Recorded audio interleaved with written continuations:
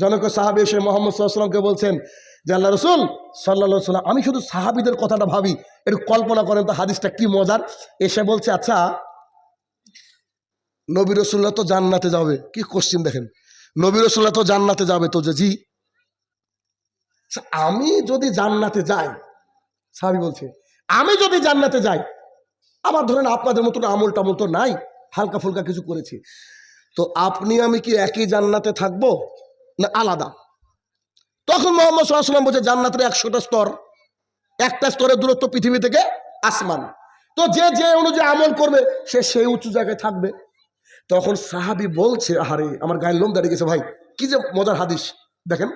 রাসূল সাল্লাল্লাহু আলাইহি ওয়াসাল্লাম বলছে, রাসূল সাল্লাল্লাহু আলাইহি ওয়াসাল্লামকে বলছে, শোনেন, যখন বাড়িতে যাই আপনাকে দেখার জন্য মনটা খুব কাঁদে, ভাল লাগে না, কখন আপনার চাঁদের মতো মুখটা একটু দেখবো। বাড়ির থেকে এসে যখন আপনাকে দেখি তখন সবচেয়ে ভালো লাগে। এমন জান্নাতে যদি আল্লাহ আমাকে দেয় যে জান্নাত আমি মুহাম্মদ সাল্লাল্লাহু আলাইহি ওয়াসাল্লামকে দেখতে পাবো না, ওই জান্নাত আমার দরকার নাই। সুবহানাল্লাহ, সাহাবের কথা বুঝতে পেরেছেন? ওই জান্নাত আমার দরকার নাই যে জান্নাতে আমি মুহাম্মদ সাল্লাল্লাহু আলাইহি ওয়াসাল্লামকে দেখতে পাবো না। মুহাম্মদ সাল্লাল্লাহু আলাইহি ওয়াসাল্লাম ওয়াজ পিসলেস দেন, মুহাম্মদ সাল্লাল্লাহু আলাইহি ওয়াসাল্লাম আর কথা বলতে পারেননি। আল্লাহ সুবহানাহু ওয়া তাআলা আকাশ থেকে ওহী নাযিল করে বললেন, হে মুহাম্মদ সাল্লাল্লাহু আলাইহি ওয়াসাল্লাম, তুমি তাকে বলে দাও যে ব্যক্তি যাকে ভালোবাসবে সে তার সাথে জান্নাতে থাকবে। তোমার বেটাটা চুল কেটেছে, দেখোনি বেটা, এইভাবে দুই সাইডে উড়িয়ে দিয়েছে, বলছে I am the follower of Honey Singh, Honey Singh জান্নাতি, তোমার বেটাও জান্নাতি। আমাদের রোল মডেল কে? মুহাম্মদ সাল্লাল্লাহু আলাইহি ওয়াসাল্লাম। রোল মডেল হলো মুহাম্মদ সাল্লাল্লাহু আলাইহি ওয়াসাল্লাম। আপনি তার তরিকায় চলুন, আল্লাহ তাআলা আপনাকে সম্মানিত করবেই করবে। ওয়াল্লাহি বলছি, আল্লাহর কসম করে বলছি, আল্লাহ আপনাকে সম্মানিত করবে।